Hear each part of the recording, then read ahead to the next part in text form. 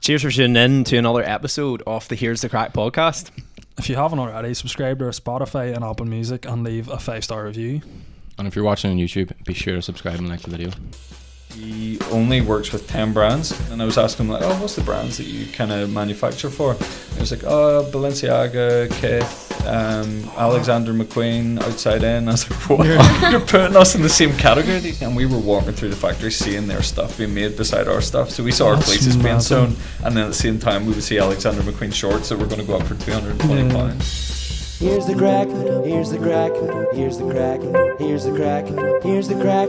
Welcome back, talking shit and drinking wine. Like and subscribe. Here's the crack. How's it going, people? Welcome back to another episode of the Here's the Craic podcast. We've another guest on today. We've David back again, not digitally. I'm excited in person. To meet you in person. Yeah. I know, in person. So yeah, it might be a wee bit different. We're going to go, first podcast, I feel like we should shout that out, was more about OutsideIn, but we're going to hand over to Alicia, who has a few bits and pieces that she wants to ask, and then we'll get into it. Yeah, so I know everybody hates this question, but please, David, can you tell me a bit about yourself? Yeah, so I'll kind of explain who I am and then kind of where OutsideIn started. Yeah. So my name's David Johnston. I'm from Cullibaggy, which is a little village. Not many people know it. Ross. So started off there, went to uni in Scotland, and then basically whilst I was at uni I was asked to be part of a street photography page, and that kind of blew my mind that there were so many different people in the streets of Edinburgh, but they all had different stories, and I loved that stories connected people when we shared them online. And from that got to know a lot of people experiencing homelessness, living on the streets of Edinburgh. And one of those things that I just never had stopped to say hello or chat to people who were homeless. And I think when I did, it blew my mind that there were so many people who had incredible stories, but just a lot of external factors outside of their control that had led them to living on the street. And everyone was doing the same as I was doing, walking past, not looking at them, neglecting them. They were asking for people's help and they weren't getting help. And I think when I realised that they had a name and a story, I found it hard to walk past ever again, because I knew that that was someone's father, daughter, mother, son, and I wanted to do something about it. Travelled a little bit after that and realised homelessness is a global issue, so it needs a global solution. So business degree, and wanted to do something that gave back. There wasn't many things out there that married the two together. Read the book of Tom's, the 1-for-1 model, and I loved that idea, but I wanted to challenge it further because I wanted people to feel what I experienced on those streets, and the only way I could think of doing that was creating a concept which we've called Wear One, Share One. Meaning every time you buy one of our products that we give you the option of giving it out yourself, and that's kind of where the idea started in 2016, that we could bridge the gap between society and people experiencing homelessness by challenging you to give out quality clothing products that would give dignity back, but also help you to actually meet the need by meeting people on the streets and giving them hope again. So that was started in OutsideIn in 2016, and here we are 5 years later, and the brand's kind of grown, and I would love it to be the biggest clothing company in the world that gives back. I think one thing that always resonated for me with the last podcast is how you said a lot of people think whenever they see a homeless person that they're like a drug addict or something, like that's the reason they're on the streets. But I think you had a few stories that you've spoke to people, and that's not always the case. They're actually like professional people who are like got jobs like accountants and stuff. Yeah, like I met a lawyer in Glasgow who had just been homeless for 2 to 3 days, had come from Egypt, and as a refugee was flown over with his family and lost everything, his whole livelihood, and had never had to beg for food in his life, but he found himself going to food banks just to get food for his family. I've met an individual, and his brother worked for NASA, but he was on the streets in Belfast, and when you first saw him, I was chatting to a few people in the streets, and this individual came over and he was like, do you have anything that I could have? And we were like, look, we can get you coffee and food. Now, these people experiencing homelessness had never met this guy, but they were like, he's not homeless. And then he was like, I am homeless. And then the guy was nearly having to prove that he was homeless, and then he started breaking down crying. He was like, just because I don't look homeless doesn't mean I am. He was like, I want to fit into society. He was like, I actually sleep in botanic gardens. I wake up, I get shaved. He was like, I spend 30 minutes just to fit into society. But then he was like, nobody wants to help just because you have to look a certain way to suddenly get help. And then explained that his brother actually worked for NASA, that it came over here, had been married, and then his family didn't agree with the marriage and it had to be separated. So it's just everyone has a story. And when you met that guy, he was wearing Converse, and he showed me his Converse, and the whole heel just pulled off them. So he was like sliding across so that he could wear them. But I think it's just, clothing for me is like such a big part of you wear every day, you feel good, and I wanted to create this clothing that actually give back to individuals who find themselves in a position where they're just trying to fit into society and they're trying to feel part of something. And I find myself doing it as well, where we're neglecting people in the streets, and I think that's where I wanted to create a company that shared those stories and shared those people and give them their dignity back, because they have incredible stories of resilience that I think if any of us were going through what they're going through, we would struggle. And was it always clothes that you wanted to do? It wasn't was this your clothing, initial- and no, I honestly didn't know anything about fashion or clothing, and I probably still don't. I have got an amazing team of people who do, but I had a dream and vision of kind of what that clothing would look like. But it only started when I came back after uni and started working with a lot of the local charities here, just volunteering to see what the issues were in Belfast. And when we were giving stuff out, it was in these big black bin bags, and you would just lift out something and try to hustle through it to find something for the individuals in the streets. And when I was looking through this stuff, it smelt bad. There was holes in it, and I was like, I'm giving something to someone that I would never want to give anyone else. Like, why should it be any different for them? So I think when I saw that, I was like, clothing's a massive need and it's not being met. So I was like, why is no one creating brand new clothing for people who need to know that their life matters? So clothing, that was when the clothing kind of journey started, and the research into how big a need that was, not just in Northern Ireland but across the whole UK. But you were going to ask something about the whole clothing thing, weren't you? I was going to just start with like an icebreaker question. Yeah, so go I on was ahead. thinking, like, obviously like the likes of like Adidas and stuff have like brand ambassadors. So like you look at Adidas, you've Yeezy. You know, you look at like, if you could pick one person in the world to be like a brand ambassador for Adidas. You can't pick any of us, by the way. Someone wants to set up here with a few clothing. Who would I want represent our brand? Someone authentic, someone who just says it how it is, but you can see they genuinely care. But I'm trying to think who that is in the world of. It's probably not someone you see on TV. It's probably going to be someone that you see on TikTok or Instagram that's like just being themselves. Yeah. But you've actually had a lot of celebrities wear your clothes, haven't you? We have had quite a few people just naturally buying it. We've had like a lot of like Irish boxers wearing it. We've had Lewis Capaldi, JC Stewart. We've had a lot of people who have seen the heart of the kind of the concept and been like, I just want to wear this because hopefully they think it's cool, but they also know what the meaning is behind it as well. So we had Lewis Capaldi at his concert while we were in Barn on the Farm Festival. He was like 2 minutes about to go on stage, and he had tried to get to the stall about 20 minutes before that and got absolutely mauled. He had to go backstage, and I was like, if I don't ask now, I'm never going to get him wearing it. So I went round and I was like, Lewis, would you be up for coming and picking something for the stall? And he had a beer in one hand, and then he just had his other jumper in the other hand. He's like, let's go check it out. And then he just in Lewis fashion was just like, give me the biggest size you've got. He's like, I'm a big boy. And like then all the other people were like, he's on in 2 minutes, and he was like, I'm all right. He walked on that stage late just so he could Well, get to one be of those fair, things. the guy did go mid-concert when he goes, I'm sorry, but I need a piss. And he left the stage and took the microphone to the porta potty with him. I was just like, oh, that feels so good with all this here. I think that's the amazing thing with him, is you just get what you see. Yeah. Like, it's not like a put on thing. And I think that when I met him that time and a little bit afterwards, it wasn't like he had put on this persona that so many people do put on social media. It was like, this guy's, and I think that's why he's done so well, is his Instagram stories and his TikToks. It's just him being him, and if he doesn't want to do something, he'll not do it. Yeah. He's quite unfiltered though. Could see Lewis Capaldi times outside-in. You never know. Coming soon. But who else? I don't know, because obviously we're in this, like, kind of when you say about streetwear, we kind of see that as a definite area that it works so well because people are living on the streets and want to create a streetwear kind of vibe. But then you've got the Palms and other products that can be worn by mums in their 40s, 50s, 60s. So I think it's trying to find that balance. So I don't know, like, I know people aren't the biggest fans of Bieber, but people like Jerry Lorenzo, Bieber. I think those are people I'd love to see. Ryan Good. Ryan Good's cool. Yeah. Bieber's cool.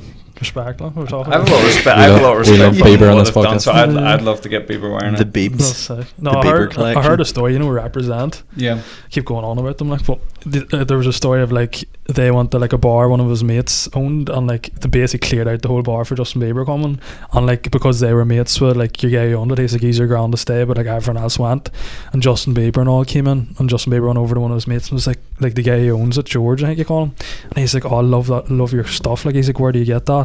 And he was like, oh yeah, my mate owns a clothing brand. And then Justin Bieber invited them to like his house after to bring a load of clothes, like, and they were like, it was like this big massive country road, like, and there was like girls hiding out in the bushes like trying to find him and all, but he's just like, it's mad, like.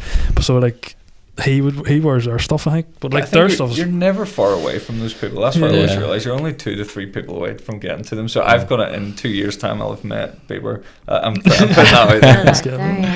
Ryan you Reynolds have would to be say a good one. Ryan Reynolds would be a sick He's just one. taking over Wrexham, is it? Yeah. Ryan Reynolds would be a very good, like, because I feel like anything Ryan Reynolds touches turns to gold. Like, such a man, such a good guy. Like. Do you watch his new film? Yeah, it was good. That's good. it last night. Yeah. With good. The Rock. Yeah. Because Paul Rudd's now been crowned sexiest man alive, and his reaction to it was priceless. He was just like, I'm not saying I would leave my family, but they would have to go on without me. Just such like, just unfiltered, like, just has such a good way of making something just funny. I feel like he'd be a good one. Get a little list and I'll keep you updated as we've got the people. We'll just send it to their address. But I think you have to do something different, and like Casey Neistat, people like that, I think it's doing like, if I was to send him something, I'd be like, hey, you have to give out 5 items first before you can wear your own. It's like, people want a challenge. If you're being sent 30-40 packages every day, same with DMs, if you're just getting sent the same DMs every day, it's like, you're not going to open it. It has to be something that shows you've put a little bit more effort, or it's something that's better than what you've been given for the past 3 to 4 weeks, that you're going to give it time. Yeah. Would you do that a lot? Like, would you ever reach out to ones and be like, would you want to work with us? Would you just do that often? We did it with the Power Video. I remember it was like 3 years ago. So we had like the What's Inside guys, we had Dan Mace, all those guys, and we had the opportunity where we could put packages in their rooms. So what we did is we gave them one product for them, or a few products for them, and a few to give out in the streets. So we actually had different vlogs of them going around Belfast giving out stuff in the streets, which was pretty cool as well. So I just love that idea of like, hey, you want to wear stuff, great, but at the same time, this is the purpose, and I hope that you actually see that this is something that you can partake in. And I think the feel good for them is like, I've done something to them kind of wear this, knowing that something's been given out on its behalf, which is cool. What would be your go-to like outfit of choice, like? OutsideIn stuff, or just anything?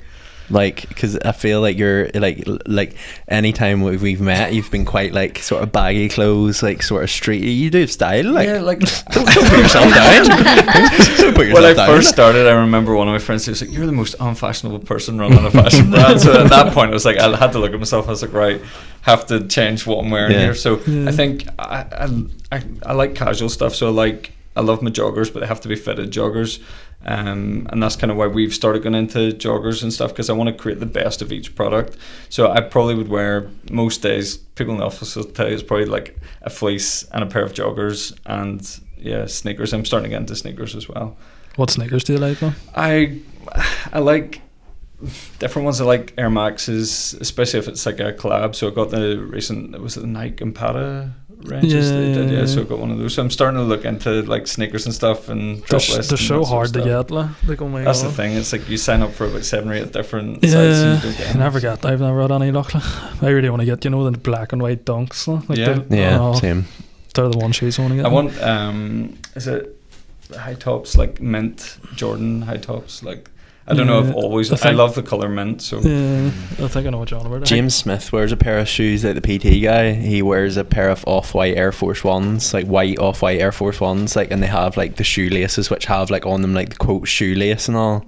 And anytime I see them, I'm like, they are sick. Yeah. And then I was like, they mustn't be that hard to get. When I googled them, there's guys selling them for like £2,900. I That's was like, I dead on. I remember him sending me these. He's like, I'd love to get these, like the off-white shoes. And I was like, do you realise how dear they are now to get them? And he's like, oh, they couldn't be too bad. And then you're like, holy shit. Because like I liked like sort of trainers and stuff, and then whenever like started hanging about with you, like you were wild into them, and then he's like sending me this stuff, and I was like, you know what, like yeah, I'll just look into all this stuff. And then I looked into it, I was like, this is actually a world of its own. Like as soon as Dunks or anything comes out, it's like bang, gone. Because in uni we used to have this lecturer who used to come in wearing like Jordan 4s, Jordan 1s and all, and I used to be them like, holy shit, like do you know how much these shoes are worth? And they're just like, it must be amazing for obviously like to get to the point where you know that you're going to drop 20,000 pairs and they're all going to go within seconds. That's crazy. Like there's a countdown on them, and it's just like warehouse management point of view, you know that hey, this is all going to be gone by the end of today, so don't worry. Like, and then you've got another thing coming in. I think that I would love that we get to the point where there are certain drops we do and it just goes in seconds. Yeah. Now there's been some days where it's gone in a day,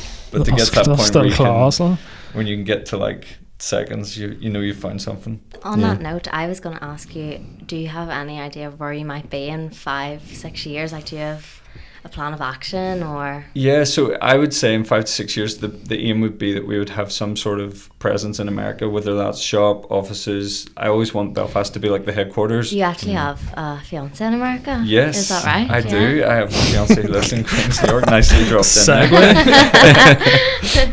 Maybe we can hear a wee bit about strategic. That after. So I think something starting to get on the global scale. So I think the next 4 to 5 years would probably be UK, Shoreditch, Box Park, starting to look at other shops and retailing units. And then I think America's where I really want to target, especially New York and LA. There's homelessness.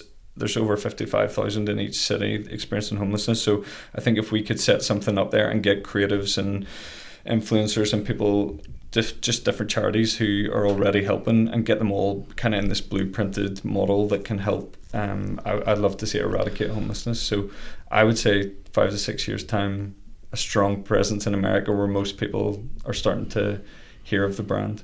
And on the note of America, can I hear a little bit about yes, you can. your fiance from Queens? So we met 2 years ago in London through a mutual friend. I'd been planning to go to New York. He said this girl would be incredible to meet. She's really into helping people. I think you would hit it off. I then saw an Instagram story and I was like, is that her? Because I was smitten straight away. You're like, damn! Straight in. And then he was like, you got the next flight there. he was like, let's make it happen. So put us in a group, and then we decided to have a call. Business call. You made sure to pick your outfit that day. It wasn't just like joggers thrown on. Well, you no, were like, we had to fetch me my finest attire. I was sitting at Starbucks in the Fair Hill, and it was only supposed to be an hour, and then it ended up being a 4-hour conversation. You're sitting in Starbucks in the Fair Hill. Yeah, what a good first impression. So that was where the phone call happened, and then we actually just called each other for 3 months straight. We'd never met each other. Business? No, the business stuff. After about 3 days, we David was twirling the phone cord like, hey, what are you doing? So after 3 months, that's when we realised, right, we have to meet up. And it was kind of nervous because you'd been speaking and FaceTiming someone for 3 months, but you'd never actually met them. So we met in London in a coffee shop, and I'm really good at meeting people for the first time, but I flopped it, like, properly flopped. How did you flop it, like? First of all, we were sitting inside, and I was like, it's too warm, can we sit outside? So then we sat outside, and then I was like, actually, it's too cold, can we go inside? And then she was really confident and is very good at communicating, so she was just, I'd never met someone who could give as much as I could give, so it was like taken back by that, and I was like, I'm being led by conversation here, and like she could tell I was nervous as well. So after a few hours, it was totally fine, and then fast forward, we went through COVID, not seeing each other a lot, and then you were saying you did long distance for 2 years. 2 years, yeah. That's crazy. So there was 7 months was the longest stint we had to do without seeing each other. But you just have to get creative with what you do, like playing games online, or like we would do like just things like baking together and cooking together, where you would like say Zoom. Like, here's the menu, like let's buy this stuff tonight and we'll make it over Zoom and stuff. So we just did things like that and playing games, and then it got to the point of where we were like, right, what does the future look like? And that's where I decided to set up a lot of different things to make that happen a few weeks ago. So now you're engaged. Yeah, so now planning growing a company and then planning the future as well with us. So tell us a bit about how that went down, the engagement. Yeah, so I had some of her friends come over from London who are now my friends as well. They know that. And that was kind of as a distraction. We rented a little place up in Portrush, and then... Romantic. Yeah, it was really nice. It's a new Airbnb on. I don't know the girl's name, or I'd actually really recommend it. But then we went to Belfast the next day, went to General Merchants, and then decided, right, we're going to go to Bushmills Inn, and we've booked a table. But the guys were going to go there before, so getting the guys separated from her was so hard. So they pretended they knew someone, and they made up this fake person in Belfast that they were going to meet, and we weren't allowed to meet them because the guy didn't want to meet us. But that worked, and then awkward. It was a bit weird. Crush your spirits. And I had to really act. I was like, oh, I don't want him to come to Bushmills Inn. Why does he have to come? But then Miranda was like, don't worry about it. Like, just let him come along. I was like, okay, fine. Bring a friend. So they went and headed to where it was actually Torhead, where I was going to propose. And in the meantime, her mum was coming over from America, who had never been to Northern Ireland before, and she had no idea her mum was coming. Yeah. She had no idea this was all happening. In the meantime, I'm sitting messaging and hiding in toilets and whatever. And then her mum everyone was going to Bothy, so they were ready for afterwards. Once I proposed in Torhead, everyone was going to be at Bothy for pizzas and like a celebration afterwards. So one of her friends flew in from London. Everyone came up from kind of Ballymena, Cullibaggy, Belfast direction. The cultures arrived. Big night out. And then we went to Torhead, and then I proposed on the roof with like a little picnic, sitting on the roof, because we'd been there about 4 months prior with a little picnic, and that was one of our favourite days. She said yes, and then Thankfully. we decided we were just going to celebrate back in Portrush. And then I was like, oh, Bothy's open late, and she was like, it's never open late. I was like, I know, but we might as well stop in. And then she saw one of her, she was like, is that Sarah in there? And I was like, no. And then she saw someone You're else. messaging Like, goddamn David, Sarah. Sit down. They said to me they couldn't decide whether to sit and act normal in a coffee shop, which is what I assumed everyone would do. Like, do you know the way, like, everyone could just have been eating and drinking and like just acting normal, but they were all standing like looking out and waiting for her coming. Have you seen the video that's going around on TikTok now where they're like a big surprise birthday and they're all hiding indoors, and it's like dark, and then the door opens and the person whose birthday it is like at the car, but like the girl walks through who's with them and starts singing happy birthday, but is so ahead of the time, and this girl just comes and slaps her as if like, shut up. I can imagine that's one of them. What happened, yeah. So she came in, and then that was overwhelming for her, and then her friend and her mum came out, and I have like videos and stuff of that, like of her reaction, which was amazing. So wow. It was, honestly, just getting that day like over, it was beautiful. Well, you're but not like so stressed, the like. organising of it, trying to like make sure everything was fine in the company, and then like trying to like get her mum over here, her friend over from London, and make sure they didn't cross paths in any way with Miranda in Belfast. It was a lot, but it was worth it. Is it harder to run a business or organise an engagement? Asking for a mate. Wait till the wedding comes. Yeah, so no, that's the next steps, is kind of heading over to New York soon and planning wedding stuff. Or you get married in New York, or? Yeah, we're going to go but we plan to live here, and obviously I want to grow the company here, so I think I'd love to have that in New York and bring a lot of my friends to meet her friends who have never really met. So it's going to be like this kind of bringing two different cultures of Puerto Rican, New York, and Irish. So I don't know, we'll maybe get the groomsmen doing an Irish jig or dance or something. Or it'd be an absolute scene. Yeah. Irish The coming food over mix in the there. storm. That'd be great. Yeah. All the Cullibaggy ones will come over. Yeah, I need Ramona butter. Where's the bar? And then you're planning on living over here. Yeah, so I think it's going to be a big culture shock for her living in New York, and anytime we're chatting, like, you just hear sirens and everything, and then coming here, like, if you hear a siren, everyone's looking out their window because they're nosy. Whose house is that going up there? Number 71. Yeah. Just, I thought he didn't look well the other day when he was leaving the Kirby's out. That's exactly the difference. We were actually coming home from work the other day, and the M2 was so backed up, like after Applegreen. And I'm not even joking, the other side of the road there was a smash, like a big, I was on the news and all, big event, but like we were tailed back, and I was like, oh my god, like why, like there's an accident on the opposite side of the road, like why are we tailed? Turns out that someone was gawking that much, they rear-ended someone else. Oh my god. So like they were pulled in at the side, and I'm not even joking, as soon as we got past that we were flying again, but it just goes to show, I was like, that, how much does that scream Northern Ireland than anything else? Is just people just being Accidents nosy. Like because as of soon an as you're accident, driving by, yeah. they're seeing the blue lights and they're like, oh, what's that there? I know that person. What's that number plate? Is that Deirdre? Is that Deirdre? Gosh, I haven't seen her in a while. That's mad. Like, but what were you going to ask again? I feel like you were going to ask something. You reached for the mic, and then I cut you off. No, I was gonna say there when you were saying about that, was that not so hard? Like even now with like the likes of snap maps and stuff, like, like With what, sorry? snap maps and all, like you can actually see where people are. Like. Yeah, so I think, yeah, it definitely was a lot of, moving pieces and stuff, but yeah, that's Mad. Well, congratulations. very much. Yeah. When's the wedding? We're hoping July next year. Nice. So hopefully, we've got a lot of new hires in at the minute, so I've kind of strategically planned them so that I can turn my phone off for at least a week, which would be lovely. Yeah. Will they be making your suits? Pardon? Will they be making your suits? We'll definitely Outside have to in? have a wee embroidery on there somewhere, like In some terms sort of of promotional. hiring people, you're just talking about your Yeah. new hires. How do you go about hiring somebody? What type of attributes do they need to have? So it's one of those things where, like, at the start it was just friends helping out, and then you have to get a little bit more professional, and then you have to go through like hiring processes. So I think when we're looking for someone, we did our core values recently, and it's like quality and deeper connection, servant leadership, curiosity driven innovation. So it's dignity and empathy. So you're looking at those and thinking, right, in that department, what does that look like? And character's probably, I know everyone jokes Brendan Rodgers always saying character, but it is true. I think character is the big thing that I kind of look for over experience and over kind of like what you've got in your CV. So I think it's hard to find characters straight away. Like, you're obviously trying to tailor then your interviews to that, but when we put stuff out there, like, I think for the general manager position we had 180 people apply, and then you're having to well through 180 CVs, and then you're trying to find 10 people that you're going to interview, and then that's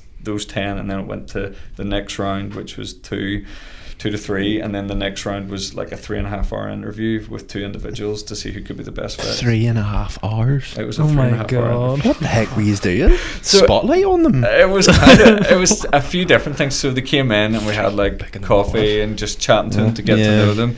Then I gave them 40 minutes with the team, and I said to the team, you can do anything, but just remember this is going to be your general manager, so don't do anything he isn't or anything. Yeah. So then they played like different Q&A things with him, and like 2 truths and a lie.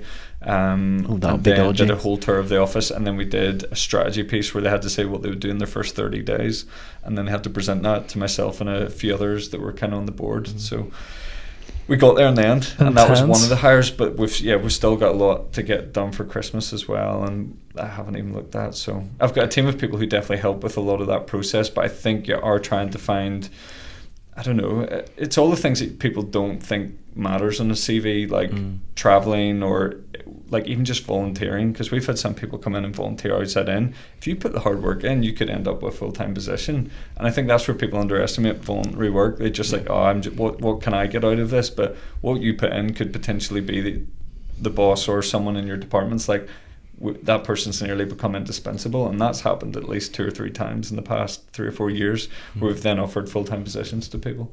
What, Yeah. if you don't mind me asking, like, so for the likes of like we've all like, got jobs now coming out of uni, but like I know at the time when you were coming out of uni, it was like you were sending CVs off, and it was like as an employer, like if anybody's listening now where they're maybe leaving uni and maybe wanting to work for a company like OutsideIn, like if you have 180 CVs, what are you like? Is there a CV where you look at and go, that stands out to me? Like, is there any advice you'd have there?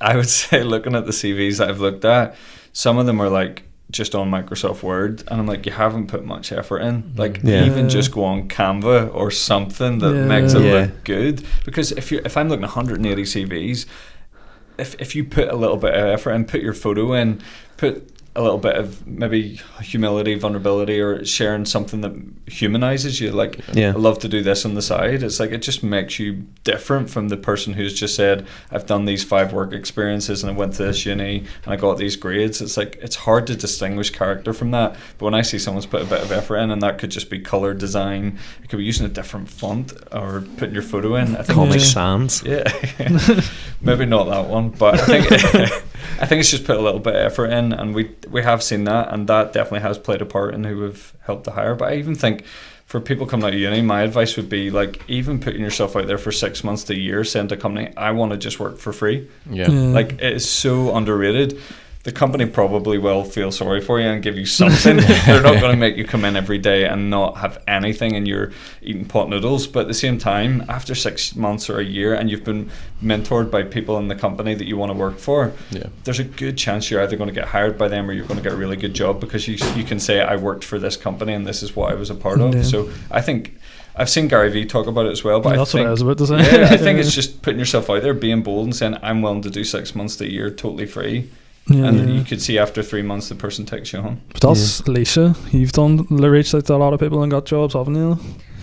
Yeah, well, I kind of work in the TV and film industry. I'm studying broadcast production, and recently there on Friday I was actually working on Dairy Girls. Amazing. And over the summer I worked on Dungeons and Dragons and in Titanic Studios. So for me it was kind of, I have those things happen to me by chance through meeting people, but like I've had to reach out to so many people. I emailed the head of ITV Studios, the daytime, and she was, I can't remember her name now, but she actually, I asked for I was upper sixth in school and I was like, I really need work experience. I want to work in TV industry. I want to work on Loose Women. And I was like, there's no way she's going to reply to a 17-year-old girl, you know, no experience at all. And she was like, sure, yeah, I'll get you out to London and you can do a week's work experience with Loose Women. So I had no money. My dad paid for my flight to London and I ended up there and I met people like Katie Price, Colleen Nolan, lots of people. And then from then I was volunteering on magazines. I was volunteering on the Ray Darcy show, and then the opportunities kind of started to come to me, and then I worked on my first feature film, Dungeons and Dragons, over the summer, and hopefully that's to come out in the next few years. That's so, amazing. As a PA. So would you agree with that? Like if you do put yourself out there, that opportunities do arise, just even if it is voluntary? I think, yeah, if you work hard enough, eventually I think you have to build your own network, and then people start to know who you are. But for me anyway, I think it's what you were saying, make yourself indispensable, kind of be, hopefully I'm maybe silly saying this, but be the first person there, even though I do love a lion, try and be the first person there and the last person to leave, and put in the work and do the extracurricular stuff as well. Like I have my own website and stuff, and I chat to people, interview people just because I want to, not necessarily to make money or anything, but just because it's something you love, and I feel like you have to seem like you love it and see that has to be your passion. It'll pay off. Yeah. I feel like that's why I'm here today. You've made it now. This is the followers will all start coming to me now. But yeah, that's my story. It's funny because you'd said that's a conversation we were all actually having before you came. You'd said about you had mentioned a wee while ago about like a store, like pop-up store or something along the lines out there. So tying in the whole £100 NI voucher thing, you're accepting them at you're going to be at the Christmas markets. Yeah, so we're kind of getting the small end of it, because the voucher's been out for quite a while, hasn't it? I think it's like 3 weeks. I think they extended it though, didn't they? Yeah, they did. I think 3rd of December. That's great. The big smile on your face. Because mine just came yesterday. Amazing. But yeah, so we are back at the Christmas market this year. So it's been closed for 2 years, and honestly, I cannot wait. It's like it doesn't. In the words of people who work at the stall, they always say like it doesn't feel like a job, and I'm like, well, it should be seen as a job, but it's good that you enjoy it so much that it doesn't feel like a job. So it definitely is how we got ourselves on the map, I would say. And would you ever consider opening a OutsideIn store? Because that's one thing I can't work out, because Gym and Coffee opened in Victoria Square, and you see a few places opening, and I don't know, I'm looking at it now, especially with COVID.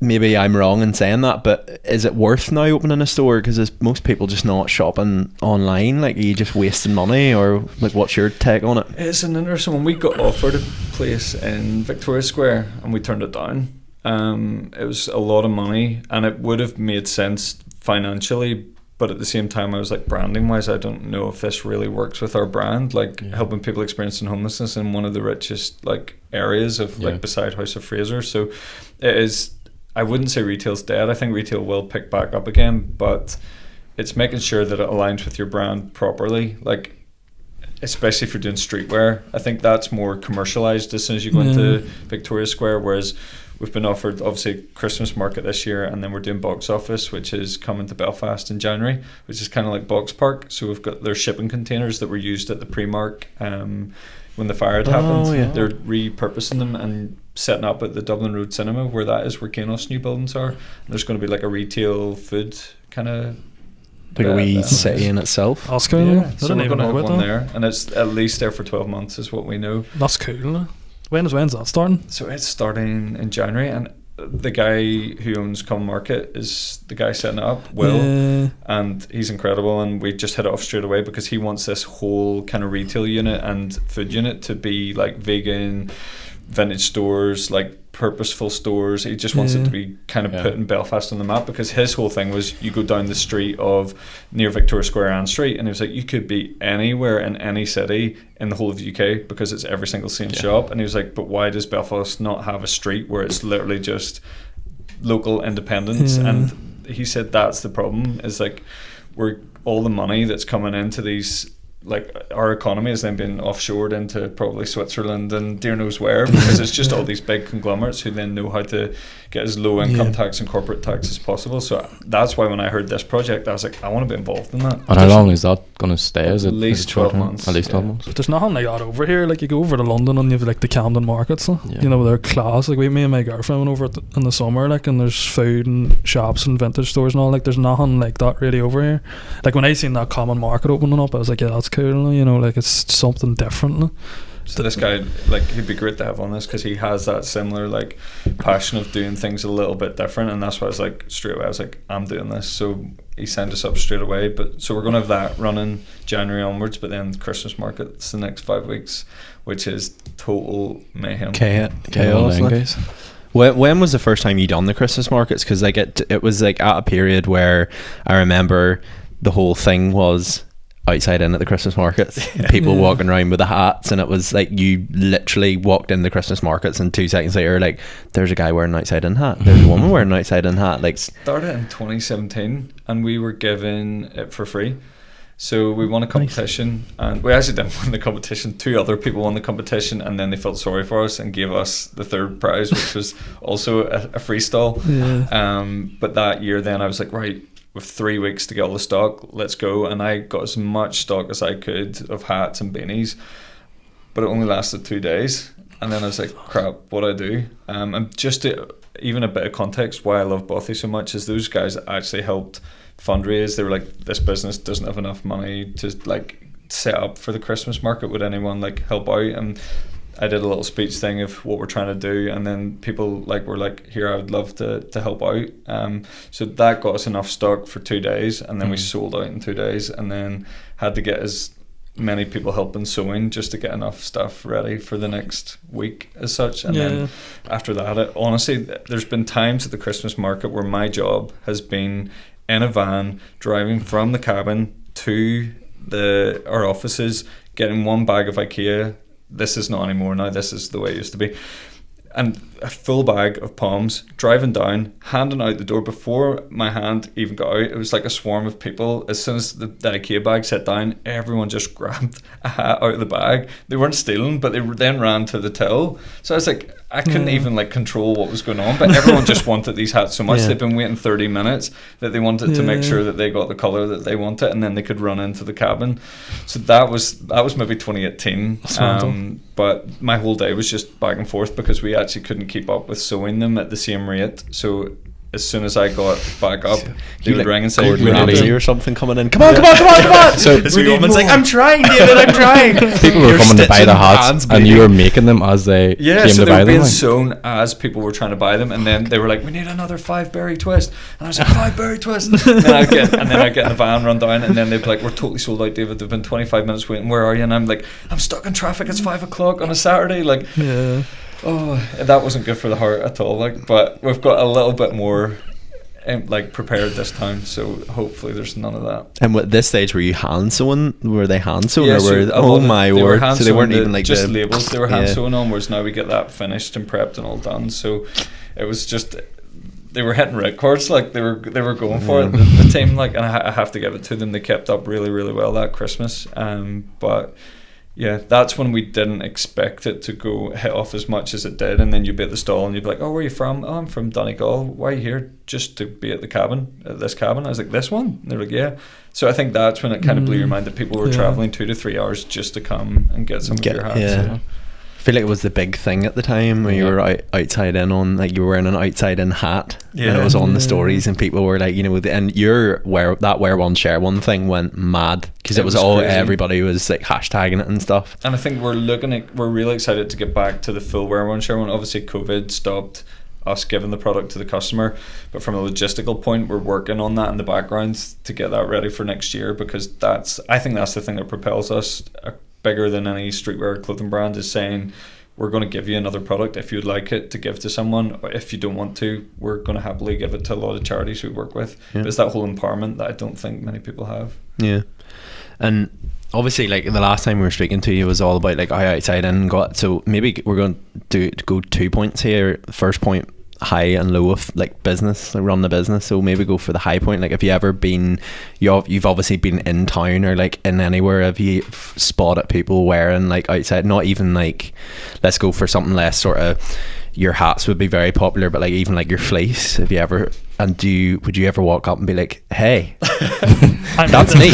My friends do that when I'm out with them. They'll be like, "Hey, that guy is the founder of the company you're wearing." I hate that. Like, I'm like, "Oh my goodness, let's keep walking." You're like, "Do you know who I am?" A lot of people would send in like photos, whether it's a team or friends, of like, "Hey, I'm in London," or "I'm in Glasgow," or "I'm in," and it wouldn't just be the hats anymore. It is fleeces, sweaters, t-shirts, and I think that's cool when you get to see it like expand beyond Northern Ireland and people are just wearing it in London on the tube and stuff. So, and I would love to go to, I haven't been, and I've maybe seen 1 or 2 people in London wearing it, but I haven't been close enough where I'm like, "Hey, where did you get that?" But I'd love to ask them, like, tell me about you, kind of about your brand, because there was one person once came to us and was like, I was like, "Oh, how'd you hear the brand?" And they're like, "Actually, I was chatting to someone who was on the street and they were wearing one of your hats, and I asked them, what's that brand?" And then the guy who was experiencing homelessness was able to tell the whole story of Outside In and the concept, and then that inspired that girl to go to the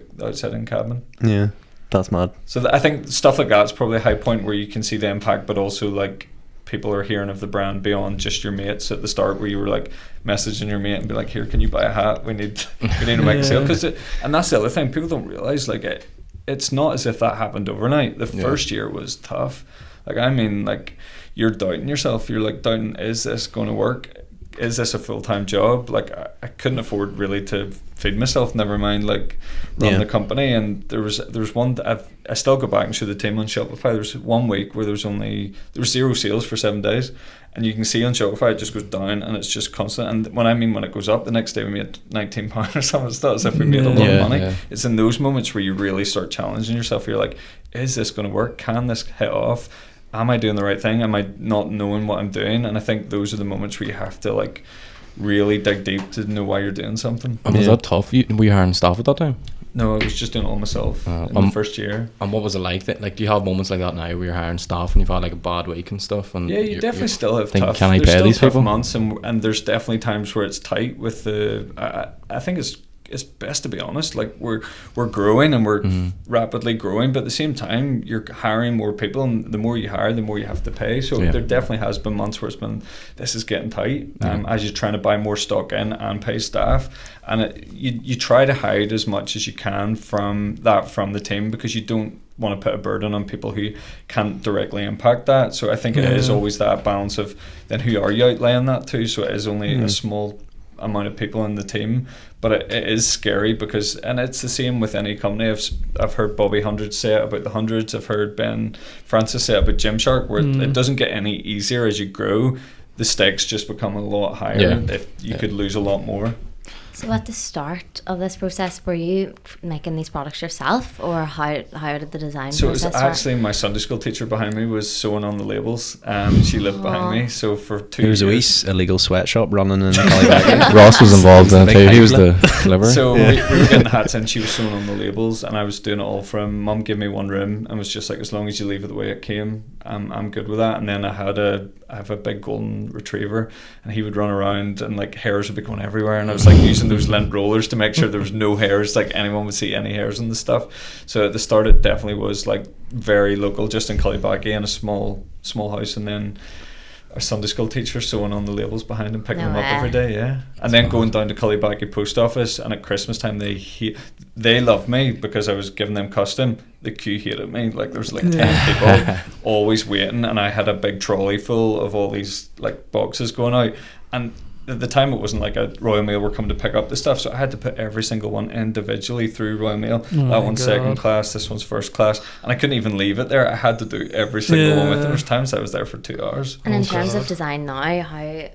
how much are you involved in that, or is it your team, or? So it's a team there's a team of 5 or 6 of us who would like ideate and create. So I always say, like, here's the bigger picture, now go down that route. So if you look at our palms at the minute, the new ones that came out in the 1st of November, they're all brand new, all inspired by like different things that the team have created. And that's kind of the direction I want the company to go, like bright colours, but also like you'll have your staples and your fit, and I'm really big into making sure everything feels good and is good quality. But I love like things like the fleeces that are coming out are really like patched colours type thing, because I want to see it when you're like, where'd you get that? Or like, why is that colourful? And it's like, I want you to feel good when you're wearing it, to know then that you're also helping someone else at the same time. And it's just a talking point. And I think that's where the hats did really well, is that they're so bright and colourful that they stand out. And then you're like, where did you get your hat? Or why is it so colourful? Maybe, I don't know. But I think it's just finding those products it's that brand that's bringing hope and fun and quirky and colourful, and at the same time it's trying to solve quite a serious message as well. You almost knew by the hats without even looking at the label. Yeah, that's an outside-in hat. You know what I mean? And I think that's what I love about it, is that then we'd play games on the way to work. Everyone would be like, how many hats did you spot? And it's usually like 20 or 30 in Christmas time that people will spot on their way into work. In terms of like the designing of the clothes and like picking like what type of sweaters and stuff you want to do, like obviously like these are out to help homelessness, but you also need to make like fashionable clothes to do well. Like how much goes into that, like behind the scenes? A lot and all? of research, a lot of like different things, from going to events, just, and some of the meetings we have as a team is they go off on one, like, but it's good. Like, it has to be like totally ski whiff to be like, right, well, let's bring that back into the design now. So it's like we'll ask questions, we'll sit together, and I think it's, you don't want to be a copy of something that's already been out there. Like, I don't want to just be another Patagonia, Nike, Adidas, or if you stare too much at their clothes, you're just replicating their stuff. So I think it is starting that real wide brief, and then it's being like, right, well, David loves colour, he loves pastel, he loves patchwork, he wants things to stand out and be different. So when they have that brief, then I allow them to kind of create the stuff themselves. So a lot of the meetings I'm not actually in at the minute, but I'll give them an initial brief and then they'll just run with it. And I think that's where companies need to get to that point where they just trust the team they have to be like, we're trusting you to go with this, like, here's the brief, but go for it. And I love empowering the team to create stuff, because if the team needs me long term, that's not going to work. But if I can have a team where they know that David believes in me, David gives me like chances and creativity, that's only going to better the company as well. So there's a lot of different meetings happening behind the scenes, but we constantly are innovating the products, whether it's the Given or our products. Like, I don't want to settle for like the fleece we have now. I want, like, when you get a fleece in 2 years time, you're like, have you seen the outside-in fleece? Like, how comfy it is, the affordability, like everything. I want to be like, I want to challenge the whole fashion like status, to be like, you can wear something cool and someone else can get something at the same time, but what you're getting for the price you're getting is incredible. Yeah, I think I've heard in a podcast with Ben Francis, like he was saying, like with Gymshark, like they're working on products that are going to be coming out in 2 years, 3 years. Like how long in advance do you need to be with it? Like, we're about 2 weeks in advance. No, like we're getting better. I think we used to work a few months in advance, which then causes a lot of stress if anything goes wrong, and things do go wrong. Do you want to talk about stuff going on? We've had a few things go wrong in the past 2 years. We had joggers that we got a phone call, they were supposed to be with us in 2 weeks time, and we're like, we put them through the washing process and they've all ripped. And I was like, all 300? Yep. That's that one product totally gone. So that was just scrap. And then we had caps recently come, and we had to call them happy caps because the embroidery was so bad that it nearly looked like a smile. And we'd ordered 3,000 of those. Oh, not a lot then. No, not a lot. The samples looked great, and then when we opened them, the team was like, that doesn't look quite right. And I was like, what do you mean? And I was like, is it just that one? Can you check the rest? 2 boxes later, same. 3 boxes. Oh no, it couldn't be them all. Come on. And then they just kept checking, and every single one was wrong. And what do you do there? Like, is it just Cry. there's nothing you can do? Just cry. Yeah, those days aren't Sad great caps. if you already have it. And then one of your teammates is laughing, and you're like, oh, do you know how much that cost? But I think Someone come in the room and just be like, and you would get out. You're fired. You're fixing every single one. When that happens, you kind of have to. I give myself an hour or two to just reflect on my own, because I cannot be near people. And then afterwards, I'm like, right, what do we do with this? Because we're going to have to do something. Where's David? David's reflecting, walking in the room, it's just ripped It's a apart. lovely way of saying it. He's ripping the walls down.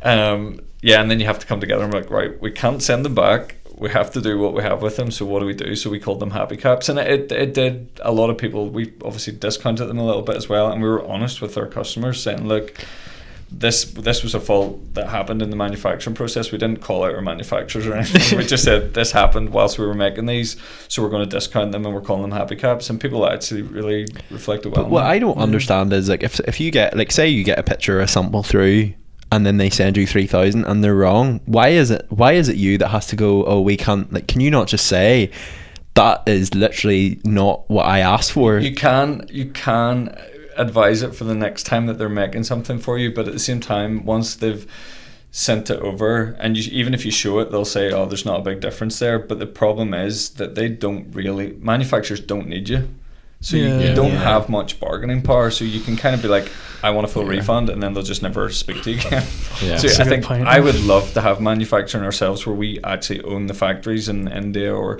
we set up in something that can give back in those areas. But in the meantime, we are having to build trust with other manufacturers, and they are all ethical and they're great. But at the same time, it doesn't mean that the people running them can't make mistakes. And when that happens, it's not good for the heart. Like, and you were over in Portugal, was it recently? Yeah. So what's that like, going over and seeing it? No, that was actually really incredible. I'd been once before, but this was the first time meeting this manufacturer that we work with in Portugal. And then we always stay in Porto, which is one of the most beautiful cities that, if you've ever been, it's incredible. So we're 1 hour north in Barcelos, and we were meeting the guy for the first time, and he only works with 10 brands. Right. He used to work with 20, and he's whittled it down to 10. And I was asking him, like, oh, what's the brands that you kind of manufacture for? And he was like, oh, Balenciaga, Kith, Alexander McQueen, OutsideIn. I was like, what? You're putting us in the same category of these? Because he had actually whittled it down, because he was like, I don't want to grow as quickly.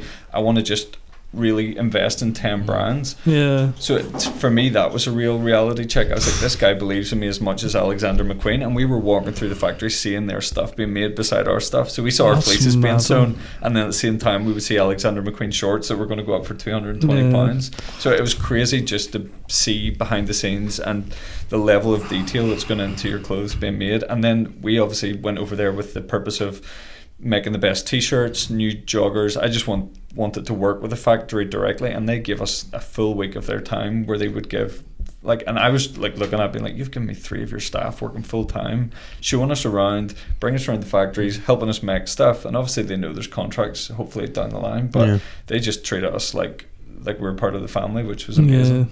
Yeah, that's class. Huh? that is mad. In good hands, then. That's mad. Like. I think Portugal's a great one because the quality's so good. It's just obviously where we lose out in then is the pricing, because Alexander McQueen maybe are getting the shorts made for £20 and selling them for 200, whereas we're trying to keep our brand affordable for as many people as possible, which means you're trying to get high quality, high ethics, but also a price point that most people are going to be able to afford. And like, would you have any advice for someone like trying to start out in a clothing brand? Like where would you start off in terms of like trying to get a supplier and stuff? Like, I think that is the tough one, because Portugal's probably the lowest minimums. You're talking 150 they would roughly do, like minimum quantity order. Minimum quantities. As soon as you go east, it starts getting into the Turkey would be 400, China's then 800 or 1,000. So, and the price goes down as you go east, but then the communication gets harder. So that's why we found Portugal is quick to get to, and we can make quick decisions, and we can have it a lot quicker as well. So my advice would be, probably if you are starting something off, start with Portugal, but do your research first. Chat to your friends, make sure that you've nearly done an email and subscription list, so that when you're starting off, you know how many people are interested in the stuff you're about to buy, and you're not getting excited. Because at the start I always got excited and tried to buy as much as I could, and then got really deflated when things didn't sell. Yeah. You need to like have research and data or something to like suggest that there's a good chance that this is going to do well. But like, how do you judge the demand when you're starting out? Like if you haven't sold anything, or like, well, I heard that one story. I heard Bobby Hundreds said that when he started off, he just had designs and he mocked them up on a t-shirt and said to this store, he was like, look, this is, have you heard of this brand? And the guy was like, no. He's like, well, you're one of the most up and coming streetwear stores, why have you not heard of them? I think I've heard this. Yeah. And then what does he own? What brand? Bobby Hundreds owns the Hundreds brand in LA, and then Bobby basically then was like, well, if you take some of these, then we'll give you first exclusive access. And then he paid his friends to go and actually buy the stuff the next day to get then a double order for the next time. So I think it's just you have to use your initiative. You have to do something a little bit different, whether it's TikTok, whether it's polls. We've done polls before on Instagram to see what the traction would be, because the pink fleece that we did, I didn't know if it was going to do well. I had to take the risk because we'd never done anything as vibrant as that. But I did a basic fleece and the pink fleece and put it on the poll, and we had 2,500 people pick the pink, and we only had 800 people pick the other one. So I was like, well, if 2,500 people picked the pink, I'm going to take the bet that I could get 300 people buying this. So then I bought 300 and they sold out. So I think you have to use data that you can have. Like, data's always seen as this thing of like, oh, well, I'm only set up in Shopify for a week. You've had Instagram, you have TikTok. Like, if you've got 200 people voting, and then say you've got 50 or 60 on one and 140 on something else, then you're not far off that 150 mark that you know, right, there's a good chance we could sell these in a month's time. Probably experience as well. Like, you've done it for so long now, where it's kind of like, yeah, I know, like you as soon as you see a stat, you're automatically thinking numbers. And I think even if people are starting off, it's like, reach out to the likes of us, like even if it is just asking like, hey, do you think this is wise? I'll be able to say yes or no. And I think that's where I would love to see more people in Northern Ireland know that they can start something or try to start something, and that the people who are in the companies that are maybe small or medium sized, they're there to help. And it's like, I think that would be great to see more people. I'd love to see more clothing companies out of Northern Ireland. It's not like one company and any other company starts, you get jealous. It's like, no, like the more we can do here cooperatively, the more that Northern Ireland's going to be put on the map for fashion or clothing or just coming up with amazing companies. You're go on ahead. Sorry, so do you think that social media has played a big part in this, in your success? 100%. Like, even from the start, I remember sending out 6 or 7 packages to photographers that I didn't know, that I just DM'd, kind of like putting in the hustle of like, I'm just going to message different people and see who will wear our stuff.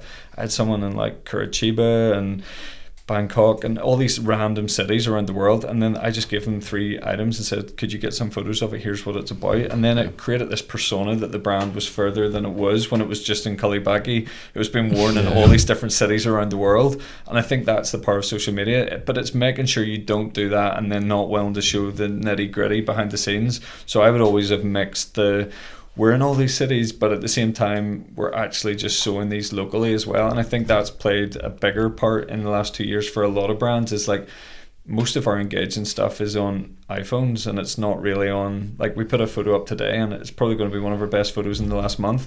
It's a photo someone else took of them wearing our product, and people prefer the authenticity of that far more than us paying a photographer £1,000 and doing a big shoot in the middle of Belfast.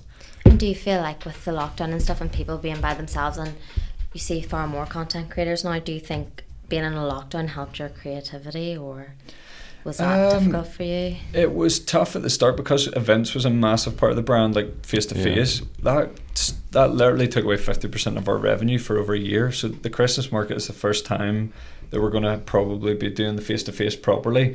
So it did take a massive hit to start with, but then a lot of people went online, so we built our Shopify up a lot more. So I think it helped us understand the importance of social media and online, and TikTok's something we've only started getting into recently. But I think that's where you can't just do that. You have to start thinking of you nearly have to have like diversify your brand into different ways that you can make money. You can't just say online store and then you have a bad day and you're looking at the watch and it's 5 o'clock and you're like, crap, I've only had 10 sales today. You have to be able to have wholesale options. You have to be able to have workwear. You have to be able to like make sure that your brand is getting in front of as many people as possible. And is that something like you have sort of started to do more now with like the workwear and all? Like, is there sort of spreading risk, I suppose you could say? You know? Yeah, because we started even doing corporate gifting, and I can't say who we're working with yet, but we've had 5,000 orders just from corporate gifting, which means 2 different companies who have thousands of employees have said, we would love you to create a little Christmas gift pack. And that means that every time they buy one for their staff, we're going to be giving a Christmas box into someone experiencing homelessness. So that's just another thing that we started literally 2 months ago, and we've been able to do it. And that's just one person doing that part-time. So I think next year, if we had 2 full-time staff members just working on corporate gifting, that could be a massive thing. Yeah. Well, I think a good way, because I'm going to try and wrap this up, because then it seems to be all these cameras have just died, but we're fine. The last time we were with you, I seen a frisbee on the shelf. So a good way I would kind of want to, if you weren't doing clothing, or if you wanted to do something that wasn't clothing, what would you do? You can't say frisbee. I thought you were going to be so when's these frisbees coming? I'd love to do like food or hotels, something like, I love traveling, and I do love eating food. So I think I would love to do something, where like somebody just focuses on one type of food and they do it really, really well. Yeah, I'd love to do that, because I think there's a lot of opportunity when you go to London and stuff. There's so many amazing like little niches. I don't think Belfast has a lot of niches yet. There's maybe like Cuban sandwiches, or there's Vietnamese, but it's just, I don't know. Like, imagine there's one really good Belfast Philly cheese. Sure, look at the toast office then. Yeah, like it's Stranded Burger down over. But I think we are quite far behind. Stranded Burger in Kilray is very good. That's good. That's worth the 12-minute journey. But I think it's just maybe finding something like that where I probably would find some way that it would give back. It's just what I would do, but at the same time, I just think I love food and how it brings people together and stuff. So I'd probably open some sort of restaurant. Frisbees then? No frisbees. That was just Do you want me to start a frisbee? Why did you make frisbees? I don't even know. It was Make like an one with accessory Ross's on the face side. on it. I'll make you one with your face. Yeah, like David was like, I ordered one 1,000 caps and Ross. they sent me 1,000 frisbees. That was that was after I had my reflection moment, I was just like, yeah, no bother, we'll run with these frisbees. Everyone shows up at the Belfast markets and there's just that was like the frisbees. first thing that whenever we went to see you that time out, David took us around like the outside-in headquarters. I walked in and like all this like love your fleeces. That was the first thing I seen. I was like, what, frisbee?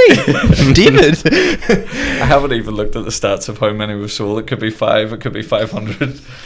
Maybe we are the frisbee company and I don't even know. But yeah, we'll maybe wrap that up there. Thanks very much for coming on again, and a good luck at the Christmas markets. If you still have your £100 voucher, get down, get some. Are you gonna have fleeces and stuff there, I'd assume? So we've got a bigger stall this year, and we're inside. Oh, so stop we're beside the German sausages. So all our clothing's gonna smell of sausages.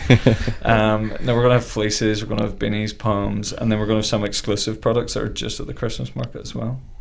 So No Get inside on scoops. down. No inside scoops there. Frisbees. Yeah, I've left that to the team to decide what those products are. So there could be more. Dear knows So what don't there is, mess it up. Yeah. Or there'll be some reflecting happening. Where's David? He's reflecting. But no, if you are about the Christmas markets, get down. It's always a good vibe down there. And yeah, get some beanies and some. If you're, I've completely forgot the word for what you're wearing right now. Fleeces. A fleece guy. Yeah. No. No I know bother. what I'm Cheers, getting Ross Ross. for Christmas. Huh? I know what I'm getting This you for one here. Christmas. No, I frisbee. no, I have your green one, and literally Mum's like, are you ever going to wear anything else? And Mum, there was one day Mum was like, are you ever going to wash that? And I was like, yeah, fair, probably should. It's very cozy. But yeah, Okay, still you waiting guys for my frisbee in the post. But yeah, we'll maybe wrap that up there. Thank you very much for coming on. It was a pleasure. Thanks for having me. Cheers.